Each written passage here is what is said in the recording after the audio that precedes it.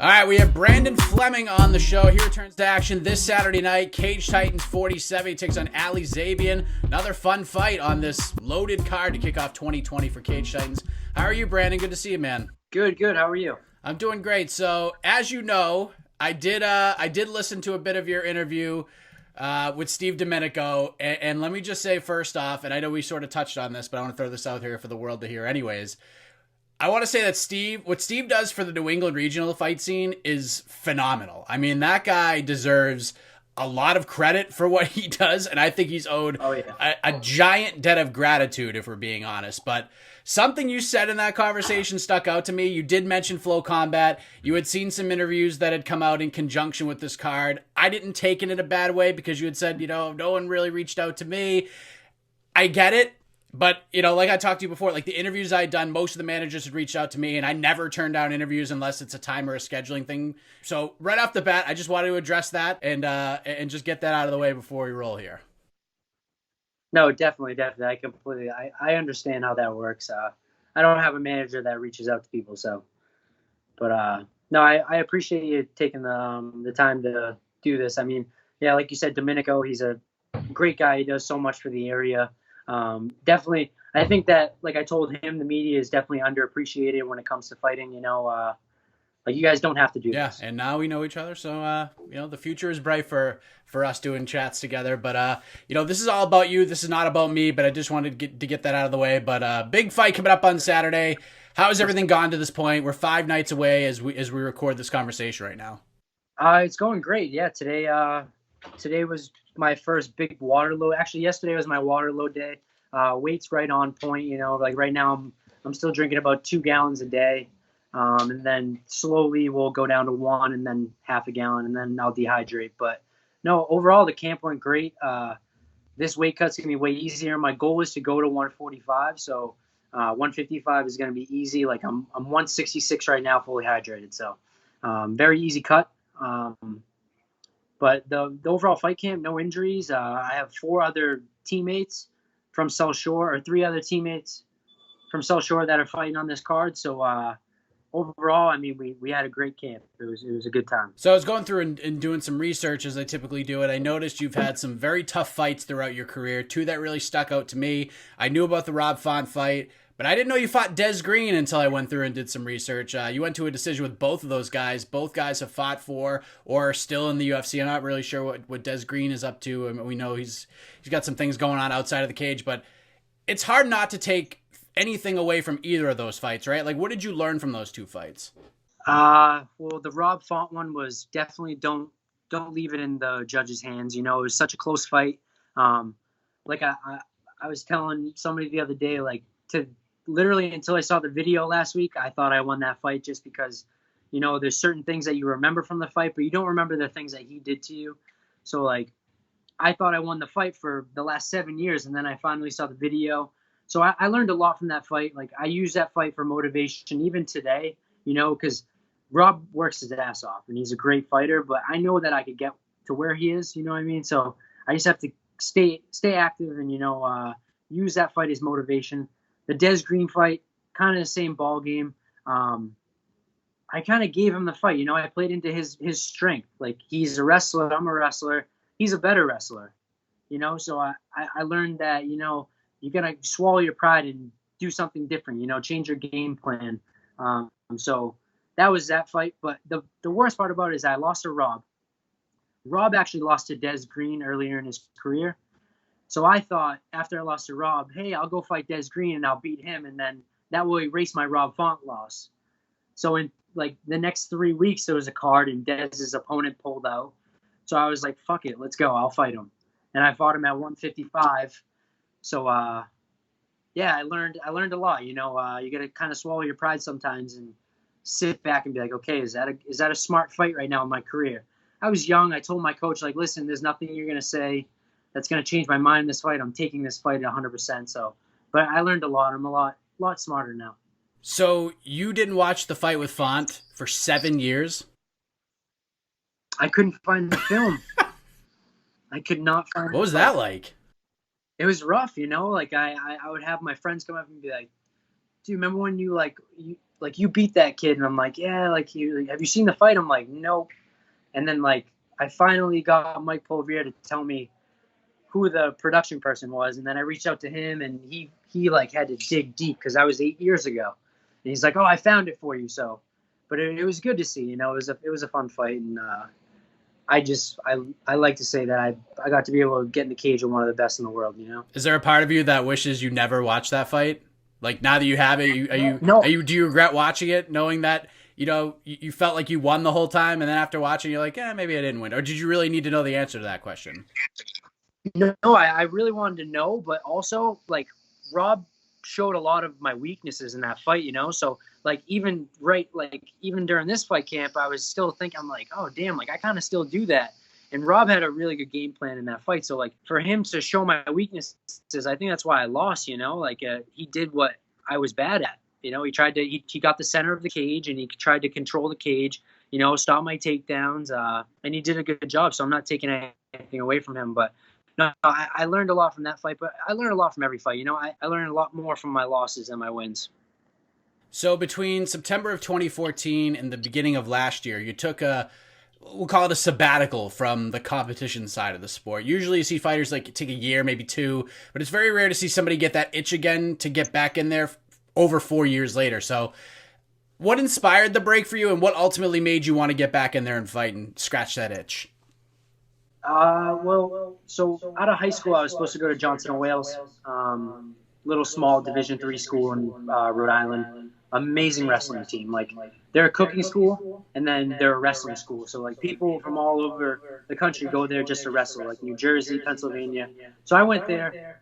I didn't get in. So from when I was 18 to like 21, I was just fighting. But the wrestling coach always, every year, he'd be like, hey man, like, how about you take a few classes and try to get in? And then after a few years, you don't have to take classes. You can do night school there.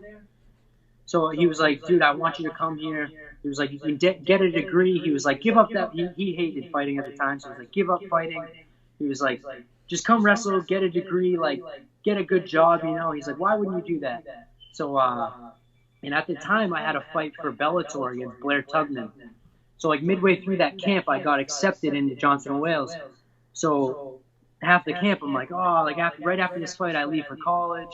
I'm going to go wrestle. And it was just kind of like it was a weird situation because that coach never gave up on me. And to this day, I mean, he follows my career. He really cares about people. So I got a degree, and he pushed me, you know, like I wasn't a whiz in school. I was lazy when it came to like grades and stuff. I just wanted to wrestle.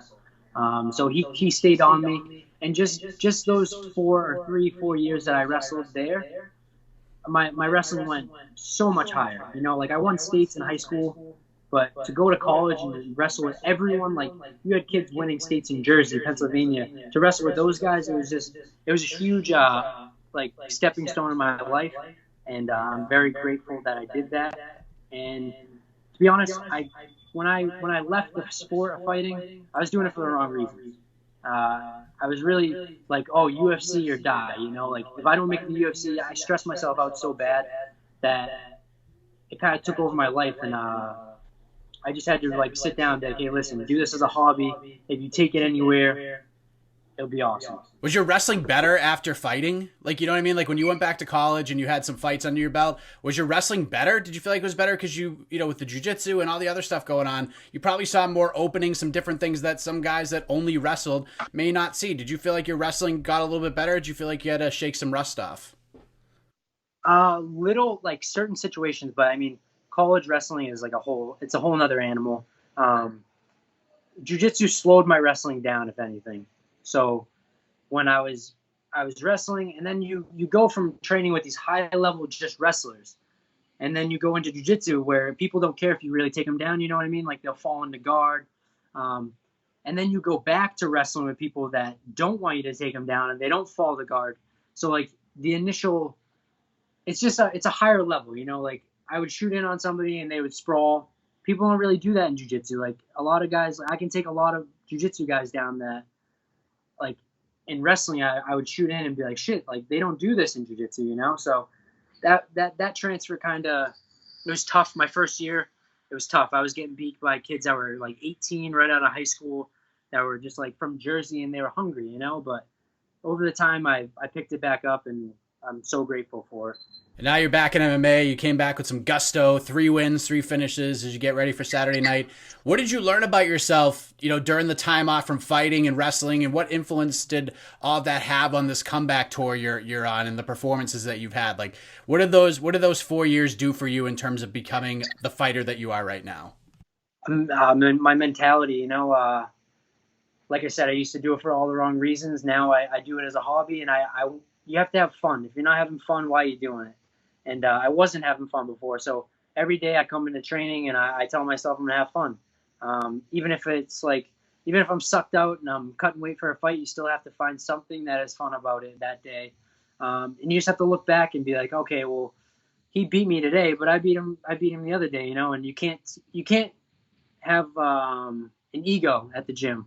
And I used to have a huge ego at the gym. So that's huge. And I think just not putting the UFC on a pedestal anymore. You know what I mean? Not putting Bellator on a pedestal, not putting those big promotions on a pedestal, because I know I can get there, and I used to be like, oh my God, like I have to make it, but now I'm just like, yeah, well, whatever. If I make it, I make it. Now you get Ali Zebian, who's 3-1 as a pro. He's got 3 finishes. It's going to be his Cage Titans debut. It's never easy walking into the Cage Titans cage for the first time, especially at Memorial Hall. But he's 25 years old. He's been fighting for a long time, which you didn't even realize. But the New England scene is a small circle, but he still fought outside the Cage Titans organization. I'm sure you've heard the name heading into the fight, but how familiar with him in terms of fighting were you with Ali when you got this fight?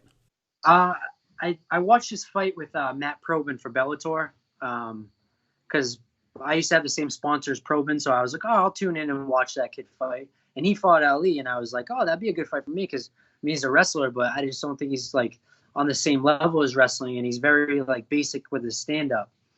So when I told my coach, I was like, hey, what do you think about this guy? He's like, I love it. And usually like I have kind of like, I'll look at guys on Tapology and I'll be like, hey, like, what do you think about this guy? He's like, yeah, maybe in a few fights, or like maybe down the road we'll fight him, So he definitely puts me in my place when I'm like, oh, I think I could beat him. It's like, I think he could too, but like right now I think there's a better fight for you. So, but obviously a lot of respect for him. He's definitely a tough opponent. He only has 1 loss. He's coming off a 4th round knockout. So like, I know how he feels, because I mean, you go 4 rounds and you're like, all right, am I going to finish this guy or not? Or am I going to take to the 5th round? And for him to get a finish, it's huge for just his mentality. So he's coming off a big win. And I just think that he has all the confidence in the world right now. He has a belt for another promotion, and it's just going to be a good fight. I have 3 wins last year, we're both just hungry. And I think it's just going to be it's going to be a fast-paced fight. I know that. You mentioned South Shore sport fighting. You mentioned how there's a lot of your teammates fighting on this card, a lot of South Shore representation coming up on Saturday night. I know Johnny Campbell, Joe Giannetti. I know Manny trains there. Chris O'Brien, who sort of got this whole ball rolling for us conversing here. What's the vibe in the gym like right now with everyone getting ready for fights on Saturday? Oh, it's awesome. I mean, Mondays and Wednesdays are MMA days, and we just go at it. We have four fighters now. Manny's actually fighting, so he's been more active now. But I mean, just it's good when everyone's fighting, because everyone's in here. Everyone's on the same diet, Everyone's cutting weight, so we're all on the same page. Like I'll come in and be like, Jojo, what are you weighing today? You know what I mean? Just to keep people in check.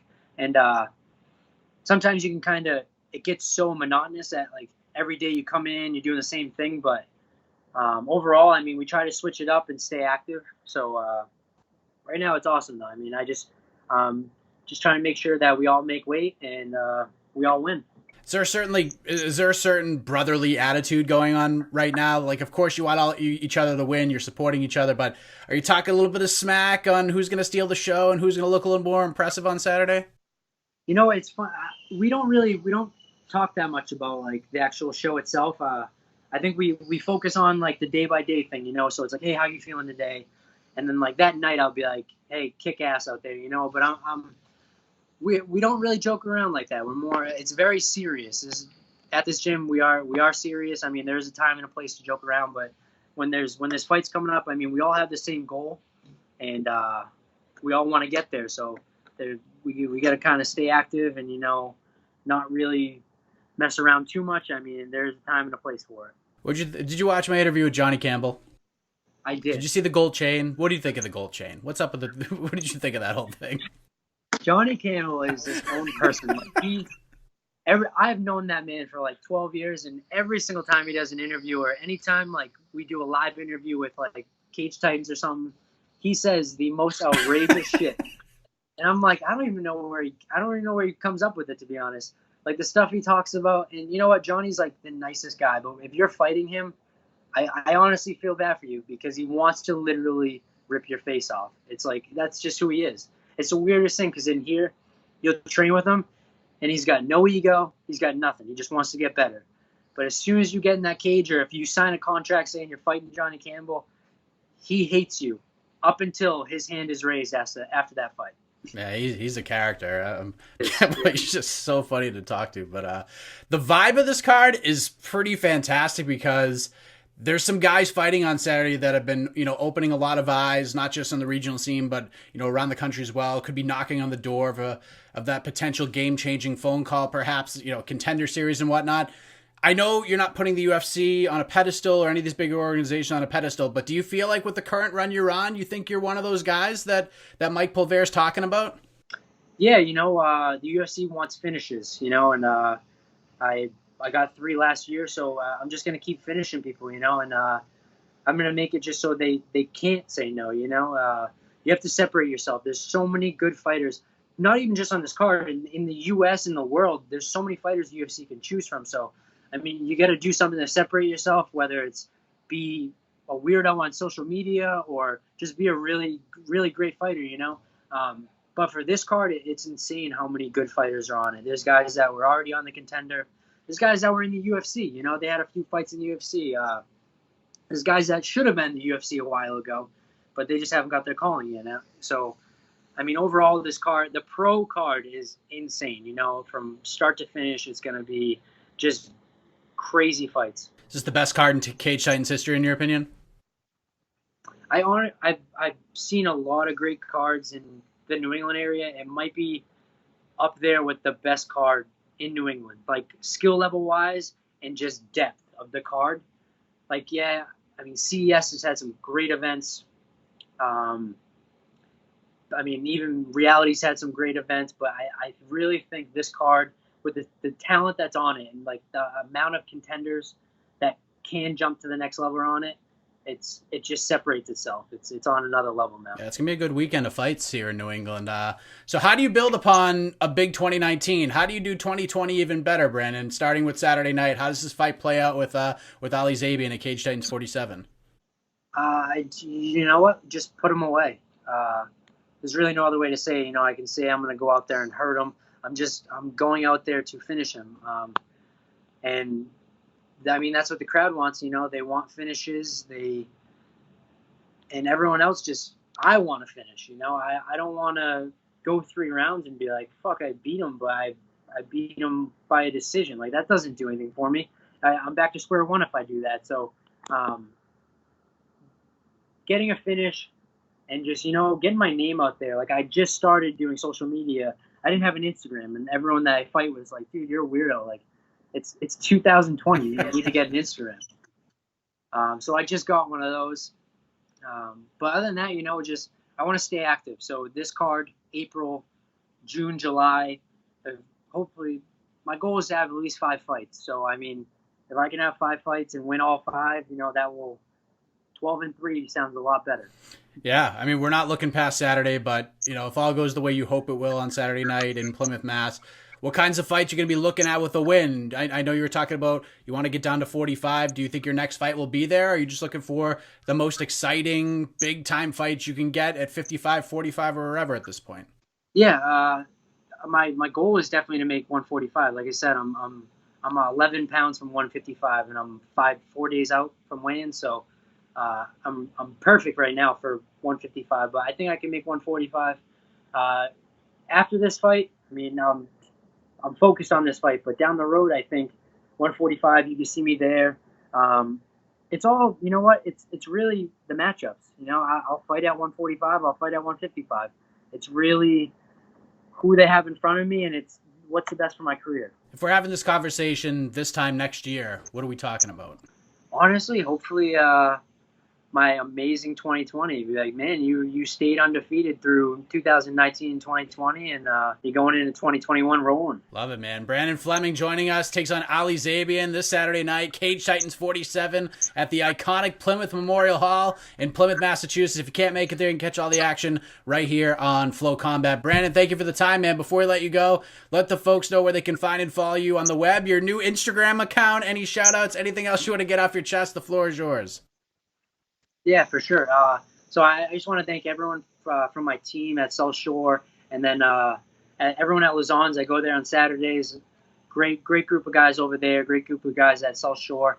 And then just overall, I mean, my fiance, we actually just got engaged. I have a baby boy on the way as well. So for her to be pregnant and dealing with me during a fight camp is it's huge. You know, like you need that backbone. You know, if you don't have that, it's tough. But other than that, my parents, all my sponsors, just my friends and family who come out and watch, you know, it's. I try to explain to people how good this card is, and they don't get it. Like, I'm like, this card is, you don't want to miss it. Like, even if you want to see me lose, come see this fight. But other than that, my new Instagram, it's bflemingmma_155. That will soon change to 145. But right now, it's _155. You can follow me there. I have a huge following on Facebook as well. So if you haven't bought a ticket or if you want to come, I have tickets still up until Thursday. And I appreciate you reaching out to me and getting this going. You don't understand how much it means. It's to get your name out there is hard. Yeah, I get it, man. I'm dealing with the same thing on this side as well. Is this gonna be your first kid? Yep. Yes, it is. You nervous? You excited? Like, I mean, it's hard to prepare. You can have everyone. I have a 6-year-old now. I can give you all the advice in the world, but it's not going to mean anything because you have to experience it for yourself. But let's make this as positive as possible. What are you looking forward to the most at this point in this dream vision of what you think fatherhood's going to be like? What are you looking forward to the most? Honestly, the only thing I'm praying for right now is that she stays healthy and he comes out healthy. That's my number one thing. After that, you know, obviously, I mean, he's gonna as soon as he can walk, he's gonna be wrestling. But other than that, as long as he's healthy, you know. But the biggest thing I look forward to, I don't know. There's so many things to look forward to. You know, it's just seeing him for the first time. Probably it's gonna be cool. Yeah, it's that I can tell you. You're gonna. I cried like a baby. I'm not afraid to say it. Yeah. Cried like a baby. I cried more than my wife. I'm not going to lie. It was just an amazing thing. I'm like, please cry. And he cried. And I'm like, yes, this is great. It's an amazing thing. My goal was take him to Fenway Park. Like, that was the thing I wanted to do. Take him to Fenway, take him to a Red Sox game. And I got to do that last summer. Him, myself, and my father all went last year. It was pretty awesome. So at least you get to... awesome. You'll have all those great things to look forward to, along with no sleep and all that other fun stuff that comes with it. But appreciate it, Brandon. Get some sleep now. Get ready for the fight on Saturday, and all the best to you. Appreciate it. Definitely. Take it easy, man.